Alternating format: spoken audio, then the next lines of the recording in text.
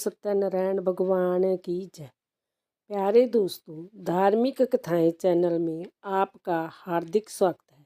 आज मैं अपनी वीडियो में सत्यनारायण भगवान की कथा श्रवण कराने जा रही हूँ। दोस्तों, यदि आपने यूट्यूब चैनल धार्मिक कथाएं लाइक और सब्सक्राइब नहीं किया तो ज़रूर करें।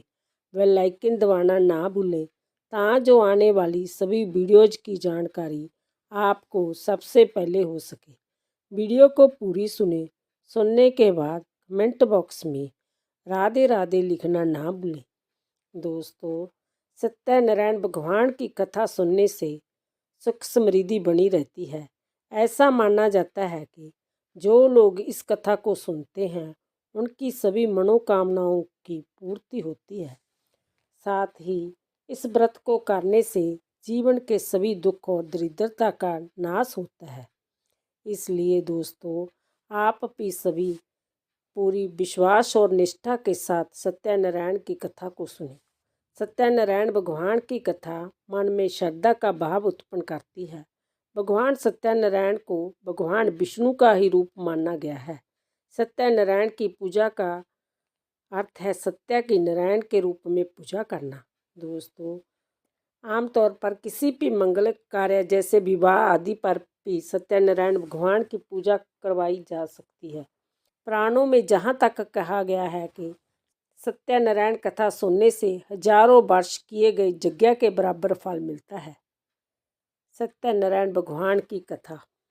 एक समय नैमिषारण्य तीर्थ में शौनक आदि 88,000 ऋषियों ने श्री सूत जी से पूछा, हे प्रभु, इस कालयुग में वेद विद्या रहित मनुष्यों को प्रभु भक्ति किस प्रकार मिलेगी तथा उनका आधार कैसे होगा। हे मुनि श्रेष्ठ, कोई ऐसा तप कहिए जिसमें थोड़े समय में पुण्य प्राप्त होवे तथा मानवांछित फल मिले। वह कथा सुनने की हमारी इच्छा है। सर्वशास्त्र ज्ञाता श्री सूत जी बोले, हे वैष्णव में पूज्या, आप सबने प्राणियों के हित की बात पूछी है। अब मैं उस श्रेष्ठ व्रत को आप लोगों से कहूँगा जिस व्रत को नारद जी ने लक्ष्मी नारायण जी से पूछा था और श्री लक्ष्मीपति ने मुनि श्रेष्ठ नारद जी से कहा था। सो ध्यान से सुनो। एक समय जोगी राज नारद जी दूसरों के हित की इच्छा से नेक लोकों में घूमते हुए मृत्युलोक में आ पहुँचे, जहाँ नेक जोनियों में जन्मे हुए प्राय सभी मनुष्यों को अपने कर्मों द्वारा नेकों दुखों से पीड़ित देखकर सोचा कि इस जतन के करने से निश्चय ही मानवों के दुखों का नाश हो सकेगा। ऐसा मन में सोचकर विष्णु लोक को गए। वहाँ श्वेत वर्ण और 4 भुजाओं वाले देवों के ईश, जिनके हाथों में शंख चक्र गदा और पद्म थे तथा वरमाला पहने हुए थे, देखकर स्तुति करने लगे। हे भगवान, आप अत्यंत शक्ति से संपन्न हैं। मन तथा वाणी से भी आपको नहीं पा सकती। आपका आदि मध्य अंत नहीं है। निर्गुण स्वरूप सृष्टि के कारण भक्तों के दुखों को नष्ट करने वाले हो। आपको मेरा नमस्कार। नारद जी से इस प्रकार की स्तुति सुनकर विष्णु भगवान बोले, हे मुनि श्रेष्ठ, आपके मन में क्या है? आपका किस काम के लिए आगमन हुआ? निसंकोच कहो। तब नारद मुनि बोले, मृत्युलोक में सब मनुष्य जो नेक जोनियों में पैदा हुए हैं, अपने अपने कर्मों के द्वारा नेक प्रकार के दुखों से दुखी हो रहे हैं। हे नाथ, मुझ पर दया रखते हो तो बतलाइए, उन मनुष्यों के सब दुख थोड़े से ही प्रयत्न से कैसे दूर हो सकते हैं। श्री भगवान जी बोले, हे नारद, मनुष्यों की भलाई के लिए तुमने बहुत अच्छी बात पूछी है। जिस काम के करने से मनुष्य मोह से छूट जाता है वह मैं कहता हूँ, सुनो। पुण्य देने वाला स्वर्ग तथा मृत्यु लोक दोनों में दुर्लभ एक उत्तम व्रत है। आज मैं प्रेम वश होकर तुमसे कहता हूँ। श्री सत्यनारायण भगवान का जय व्रत अच्छी तरह विधि विधान पूर्वक करके मनुष्य तुरंत ही जहाँ सुख भोग कर मरने पर मोक्ष को प्राप्त होता है। श्री भगवान के वचन सुनकर नारद मुनि बोले, उस व्रत का फल क्या है? क्या विधान है? किसने जय व्रत किया था और किस दिन जय व्रत करना चाहिए? विस्तार से कहो। भगवान बोले, दुख शोक आदि को दूर करने वाला, धन धन्य को बढ़ाने वाला, सौभाग्य तथा संतान को देने वाला, जय व्रत सब स्थानों पर विजय करने वाला है। भक्ति और श्रद्धा के साथ किसी भी दिन मनुष्य श्री सत्यनारायण की शाम के समय ब्राह्मणों और बंधुओं के साथ धर्मपरायण होकर पूजा करे। भक्ति भाव से निवेद्य केले का फल, घी, दूध और गेहूं का चूर्ण स्वाया लेवे। गेहूं के भाव में साठी का चूर्ण, शक्कर तथा गुड़ ले और सब भक्षण योग्य पदार्थ जमा करके भगवान को अर्पण करे तथा बंधु बांधवों सहित ब्राह्मणों को भोजन करावे। पश्चात स्वयं भोजन करे। नृत्य गीत आदि का आचरण कर श्री सत्यनारायण भगवान का स्मरण करता हुआ समय व्यतीत करे। इस तरह व्रत करने पर मनुष्यों की इच्छा निश्चय पूरी होती है। विशेषकर काली काल में मृत्यु लोक पर भी यही मोक्ष का सरल उपाय है। द्वितीय अध्याय। सूत जी बोले, हे ऋषियों, जिसने पहले समय में इस व्रत को किया है उसका इतिहास कहता हूँ, ध्यान से सुनो। सुंदर कांशीपुरी नगरी में एक अत्यंत निर्धन ब्राह्मण रहता था। वह भूख प्यास से पीड़ित बेचैन हुआ नित्य पृथ्वी पर घूमता था। ब्राह्मणों से प्रेम करने वाले भगवान ने ब्राह्मण का रूप धारण कर उसके पास जाकर आदर के साथ पूछा, हे विप्रिया, नित्य दुखी हुआ पृथ्वी पर क्यों घूमता है? श्रेष्ठ ब्राह्मण बोला, मैं निर्धन ब्राह्मण हूँ, भिक्षा के लिए पृथ्वी पर फिरता हूँ। हे भगवान, यदि आप इसका उपाय जानते हो तो कृपा करके कहो। वृद्ध ब्राह्मण बोला कि सत्यनारायण भगवान मन वांछित फल देने वाले हैं, इसलिए हे ब्राह्मण, तू उसका पूजन कर, जिसके करने से मनुष्य सब दुखों से मुक्त होता है। ब्राह्मण को व्रत का सारा विधान बतलाकर बुढ़े ब्राह्मण का रूप धारण करने वाले श्री सत्यनारायण भगवान अंतर ध्यान हो गए। जिस व्रत को वृद्ध ब्राह्मण ने बतलाया है मैं उसको करूँगा। जय निश्चय करने पर उसे रात में नींद नहीं आई। वह सवेरे उठ सत्यनारायण भगवान के व्रत का निश्चय कर भिक्षा के लिए चला। उस दिन उसको भिक्षा में बहुत धन मिला, जिससे बंधु बांधवों के साथ उसने श्री सत्यनारायण भगवान का व्रत किया। इसके करने से वह विप्रिया सब दुखों से छूटकर अनेक प्रकार की संपत्तियों से युक्त हुआ। उस समय वह विप्रिया हर मास व्रत करने लगा। इस तरह सत्यनारायण भगवान के व्रत को जो करेगा वह सब पापों से छूटकर मोक्ष को प्राप्त होगा। आगे जो पृथ्वी पर श्री सत्यनारायण भगवान का व्रत करेगा वह मनुष्य सब दुखों से छूट जाएगा। इस तरह नारद जी से नारायण जी का कहा हुआ जय व्रत मैंने तुमसे कहा। हे विप्रो, मैं अब और क्या कहूँ?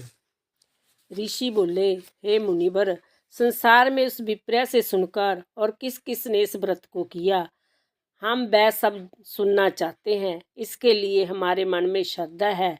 सूत जी बोले, हे मुनियों, जिसने इस व्रत को किया है वह सब सुनो।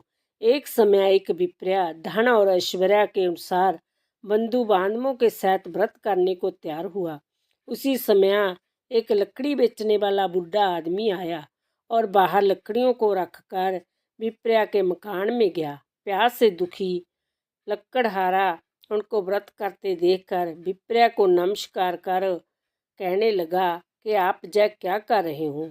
इसके करने से क्या फल मिलता है? कृपा मुझसे कहो। ब्राह्मण ने कहा, सब मनोकामनाओं को पूरा करने वाला जय श्री सत्यनारायण भगवान का व्रत है। इसकी ही कृपा से मेरे जहाँ धन धन्य आदि की वृद्धि हुई है। विप्रिया से इस व्रत के बारे में जानकर लकड़हारा बहुत प्रसन्न हुआ।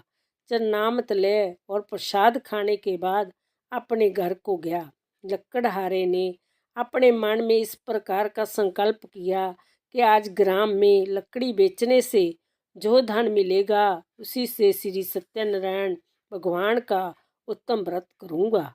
जय मन में विचार कर वह बुढ़ा आदमी लकड़ियाँ अपने सिर पर रखकर जिस नगर में धनवान लोग रह रहे थे वह ऐसे सुंदर नगर में गया। उस रोज वहाँ पर उसे उन लकड़ियों का दाम पहले दिनों से चौगुना मिला। तब वह बुढ़ा लकड़हारा दाम ले और अति प्रसन्न होकर पके केले की फली, शक्कर, घी, दूध, दही और गेहूं का चूर्ण इत्यादि श्री सत्यनारायण भगवान के व्रत की कुल सामग्रियों को लेकर अपने घर गया। फिर उसने अपने भाइयों को बुलाकर विधि के साथ भगवान जी का पूजन और व्रत किया। उस व्रत के प्रभाव से वह बुढ़ा लकड़हारा धन पुत्र आदि से युक्त हुआ और संसार के समस्त सुख भोग कर वैकुंठ को चला गया। श्रीमन नारायण नारायण नारायण भजल नारायण नारायण नारायण श्री नारायण नारायण नारायण इत्यादि। सूत जी बोले, हे श्रेष्ठ मुनियों, अब आगे की कथा कहता हूँ। पहले समय में उल्कामुख नाम का एक बुद्धिमान राजा था। वह सत्यावक्ता और जितेंद्रिय था। प्रतिदिन देव स्थानों पर जाता तथा गरीबों को धन देकर उनके कष्ट दूर करता था। उसकी पत्नी कमल के समान मुख वाली और सती साध्वी थी। भद्रशिला नदी के तट पर उन दोनों ने श्री सत्यनारायण भगवान का व्रत किया। उस समय वहाँ एक साधु वैश्य आया। उसके पास व्यापार के लिए बहुत सा धन था और राजा को व्रत करते हुए देखकर विनय के साथ पूछने लगा, हे राजन, भक्ति युक्त चित्त से जय आप क्या कर रहे हैं? मेरी सुनने की इच्छा है, सो आप जय मुझे बताइए। राजा बोला, हे साधु, अपने बंधुओं के साथ पुत्र आदि की प्राप्ति के लिए एक महाशक्तिमान श्री सत्यनारायण भगवान का व्रत व पूजन किया जा रहा है। राजा के वचन सुनकर साधु आदर से बोला, हे राजन, मुझसे इसका सा विधान कहो। मैं भी आपके कथनानुसार इस व्रत को करूँगा। मेरे भी कोई संतान नहीं है और इससे निश्चय ही होगी। राजा से सब विधान सुन व्यापार से निवृत्त हो वह आनंद के साथ घर गया। साधु ने अपनी स्त्री से संतान देने वाले उस व्रत का वर्णन सुनाया और कहा, जब मेरे संतान होगी तब मैं इस व्रत को करूँगा। साधु ने ऐसे वचन अपनी स्त्री लीलावती से कहे। एक दिन उसकी स्त्री लीलावती पति के साथ आनंदित हो संसारिक धर्म में प्रवृत्त होकर श्री सत्यनारायण भगवान की कृपा से गर्भवती होगी तथा 10वें महीने में उनके एक सुंदर कन्या का जन्म हुआ। दिनों दिन वह इस तरह बढ़ने लगी जैसे शुक्ल पक्ष का चंद्रमा बढ़ता है। कन्या का नाम कलावती रखा गया। तब लीलावती ने मीठे शब्दों में अपने पति से कहा कि जो आपने संकल्प किया था कि भगवान का व्रत करूँगा, अब आप उसे करिए। साधु बोला, हे विप्रे, इसके विवाह पर करूँगा। इस प्रकार अपनी पत्नी को आश्वासन दे वह नगर को गया। कलापति पितृगृह में वृद्धि को प्राप्त हो गई। साधु ने जब नगर में सखियों के साथ अपनी पुत्री को देखा तो तुरंत ही दूत को बुलाकर कहा कि पुत्री के लिए कोई संजोग्य वर देख कर लाओ। साधु की आज्ञा पाकर दूत कंचन नगर पहुंचा और वहां पर खोज और देखभाल कर लड़की के लिए संजोग्य वणिक पुत्र को ले आया। उस संजोग्य लड़के को देखकर साधु ने अपने बंधु बांधवों सहित प्रसन्नचित्त अपनी पुत्री का विवाह उसके साथ कर दिया। किंतु दुर्भाग्य से विवाह के समय भी उस व्रत को करना भूल गया। तब श्री भगवान क्रोधित हो गए और श्राप दिया कि तुम्हें दारुण दुख प्राप्त होगा। अपने कार्य में कुशल साधु बनिया जमाता सहित समुद्र के समीप स्थित होकर रत्नापुर नगर में गया और वहाँ दोनों ससुर जमाई चंद्रकेतु राजा के उस नगर में व्यापार करने लगे। एक बार भगवान श्री सत्यनारायण की माया से प्रेरित कोई चोर राजा का धन चुराकर भागा जा रहा था, किंतु राजा के दूतों को आता देखकर चोर ने घबरा कर भागते हुए राजा के धन को वही चुपचाप रख दिया जहाँ वह ससुर जमाई ठहरे हुए थे। जब दूतों ने उस साधु वेश्या के पास राजा के धन को रखा देखा तो दोनों को बांध कर ले गए और प्रसन्नता से दौड़ते हुए राजा के समीप जाकर बोले, यह दो चोर हम पकड़ कर लाए हैं, देख कर आज्ञा दे। तब राजा की आज्ञा से उनको कठिन कारावास में डाल दिया और उनका धन छीन लिया। श्री सत्यनारायण भगवान के श्राप द्वारा उनकी पत्नी भी घर पर बहुत दुखी हुई और घर पर जो धन रखा था चोर चुरा कर ले गई। शरीर व मानसिक पीड़ा तथा भूख प्यास से अति दुखी हो अन्न की चिंता से कलावती एक ब्राह्मण के घर गई। वहाँ उसने श्री सत्यनारायण भगवान का व्रत होते देखा। फिर कथा सुनी तथा प्रसाद ग्रहण कर रात को घर आई। माता ने कलावती से कहा, हे पुत्री, अब तक कहाँ रही? वह तेरे मन में क्या है? कलावती बोली, हे माता, मैंने एक ब्राह्मण के घर श्री सत्यनारायण भगवान का व्रत देखा है। कन्या के वचन सुनकर लीलावती भगवान के पूजन की तैयारी करने लगी। लीलावती ने परिवार और बंधुओं सहित श्री सत्यनारायण भगवान का पूजन किया और वर मांगा कि मेरे पति और दामाद शीघ्र आ जावे। साथ ही प्रार्थना करी कि हम सबका अपराध क्षमा करो।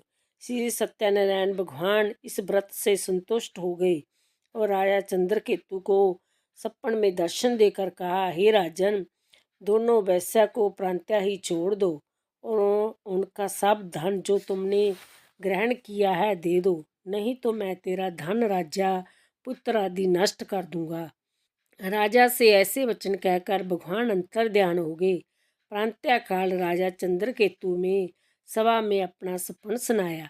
फिर दोनों बाणिक पुत्रों को कैद से मुक्त कर सभा में बुलाया। दोनों ने आते ही राजा को नमस्कार किया। राजा मीठे वचनों से बोले, हे महानुभवो भाभी बस, ऐसा कठिन दुख तुम्हें प्राप्त हुआ है, अब तुम्हें कोई भय नहीं। ऐसा कहकर राजा ने उनको नए नए वस्त्र भूषण पहनाए तथा उनका जितना धन लिया था उसे दुगुना धन देकर आदर से विदा किया। दोनों वेश्या अपने घर को चल दिए। श्रीमन नारायण नारायण नारायण, भजमन नारायण नारायण नारायण। बोलो सत्यनारायण भगवान की जय। चौथा अध्याय। सूत जी बोले, वेश्या ने मंगलाचार करके यात्रा आरंभ की और अपने नगर को चल दिए। उनके थोड़ी दूर निकलने पर दंडी वेशधारी श्री सत्यनारायण ने उससे पूछा, हे साधु, तेरी नाम में क्या है? अभिमानी बणिक हंसता हुआ बोला, हे दंडी, आप क्यों पूछते हो? क्या धन लेने की इच्छा है? मेरी नाम में तो बेल और पत्ते भरे हैं। वेश्या का कठोर वचन सुनकर श्री भगवान ने कहा, तुम्हारा वचन सत्य हो। दंडी ऐसा कहकर वहां से दूर चले गए। कुछ दूर जाकर समुद्र के किनारे बैठ गए। दंडी के जाने पर वेश्या ने नित्य क्रिया करने के बाद नाव को चिट्ठी देखकर अचंभा किया तथा नाव में बेल पत्ते आदि देखकर भूषित हो जमीन पर गिर पड़ा। फिर मूर्छा खुलने पर अत्यंत शोक प्रकट करने लगा।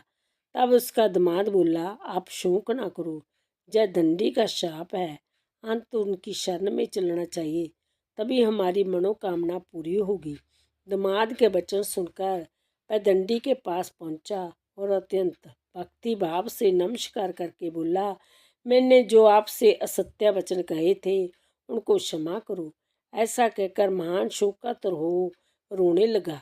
तब दंडी भगवान बोले, हे बाणिक पुत्र, मेरी आज्ञा से बार बार तुम्हें दुख प्राप्त हुआ है, तू मेरी पूजा से विमुख हुआ। साधु बोला, हे भगवान, आपकी माया से ब्रह्मा आदि देवता भी आपके रूप को नहीं जानते, तब मैं अज्ञानी कैसे जान सकता हूँ? आप प्रसन्न होइए, मैं समर्था के अनुसार आपकी पूजा करूँगा। मेरी रक्षा करो और पहले के समान नौका में धन भर दो। उसके भक्ति युक्त वचन सुनकर भगवान प्रसन्न हो उसकी इच्छा अनुसार वर देकर अंतर ध्यान हो गई। तब उन्होंने नाव पर आकर देखा कि नाव धन से परिपूर्ण है। फिर वह श्री सत्यनारायण भगवान का पूजन कर साथियों सहित अपने नगर को चला। जब अपने नगर के निकट पहुंचा तब दूत को घर भेजा। दूत ने साधु के घर जा उसकी स्त्री को नमस्कार कर कहा कि साधु अपने दामाद सहित इस नगर के समीप आ गए हैं। ऐसा वचन सुन साधु की स्त्री ने बड़े हर्ष के साथ श्री सत्यनारायण का पूजन कर पुत्री से कहा, मैं अपने पति के दर्शन को जाती हूँ, तू कार्य पूर्ण कर, शीघ्र आ। माता के ऐसे वचन सुनकर कलावती प्रसाद छोड़कर जल्दी में पति के पास गई। प्रसाद की अवज्ञा के कारण श्री सत्यनारायण भगवान ने रुष्ट हो उसके पति को नाव सहित पानी में डुबो दिया। कलावती अपने पति को ना देखकर रोती हुई जमीन पर गिर गई। इस तरह नौका को डूबा हुआ तथा कन्या को रोता हुआ देख साधु दुखी होकर बोला, हे प्रभु, मुझसे या मेरे परिवार से जो भूल हुई उसे क्षमा करो। उसके दीन वचन सुनकर श्री सत्यनारायण भगवान प्रसन्न हो गए और आकाशवाणी हुई, हे साधु, तेरी कन्या मेरे प्रसाद को छोड़कर आई है, इसलिए उसका पति अदृश्य हुआ।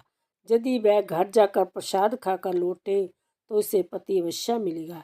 ऐसी आकाशवाणी सुनकर कलावती ने घर पहुंचकर प्रसाद खाया, फिर आकर पति के दर्शन किए। तत्पश्चात साधु ने बंधु बांधवों सहित श्री सत्यनारायण भगवान का विधि पूर्वक पूजन किया। इस लोक का सुख भोग कर अंत में स्वर्ग लोक को गया। श्रीमान नारायण नारायण नारायण, भजन नारायण नारायण नारायण। बोलो सत्यनारायण भगवान की जय। पंचम अध्याय। सूत जी बोले, हे ऋषियों, मैं और भी कथा कहता हूँ, सुनो। प्रजा पालन में लीन तुंगताप जो नाम का एक राजा था, उसने भी भगवान का प्रसाद त्याग कर बहुत दुख पाया। एक समय वन में जाकर वन्य पशुओं को मारकर बड़ के पेड़ के नीचे आया। वहाँ उसने ग्वालों को भक्ति भाव से बांधवों सहित श्री सत्यनारायण जी का पूजन करते देखा। राजा देखकर भी अभिमानवश वहाँ नहीं गया और ना ही नमस्कार किया। जब ग्वालों ने श्री भगवान का प्रसाद उसके सामने रखा तो वह प्रसाद त्याग कर अपनी नगरी को चला गया। वहाँ उसने अपना सब कुछ नष्ट पाया तो वह जान गया कि जैसा भगवान ने किया है। तब वह विश्वास कर ग्वालों के समीप गया और विधि पूर्वक पूजन कर प्रसाद खाया तो श्री सत्यनारायण भगवान की कृपा से सब कुछ पहले जैसा ही हो गया। फिर दीर्घ काल तक सुख भोग कर मरने पर स्वर्ग लोक को गया। जो मनुष्य परम दुर्बल व्रत को करेगा, भगवान की कृपा से उसे धन धन्य की प्राप्ति होगी। निर्धन धनी और बंदी बंधन से मुक्त होकर निर्भय हो जाता है। संतानहीनों को संतान प्राप्त होती है तथा सब मनोरथ पूर्ण होकर अंत में वैकुंठ धाम को जाता है। जिन्होंने पहले इस व्रत को किया, अब उनके दूसरे जन्म की कथा कहता हूँ। वृद्ध सतानंद ब्राह्मण ने सुदामा का जन्म लेकर मोक्ष को पाया। उल्का मुख नाम का राजा दशरथ होकर वैकुंठ को प्राप्त हुआ। साधु नाम के वैश्य ने मोर तब्ज बनकर अपने पुत्र को आरे से चीरकर मोक्ष को प्राप्त किया। महाराजा तुंगध्वज ने स्वयंभू होकर भगवान में भक्ति युक्त हो कर्म कर मोक्ष प्राप्त किया। बोलो श्री सत्यनारायण भगवान की जय। श्रीमान नारायण नारायण नारायण, श्रीमान नारायण नारायण नारायण, भजमन नारायण नारायण नारायण, श्रीमान नारायण नारायण नारायण। बोलो सत्यनारायण भगवान की। सत्यनारायण भगवान।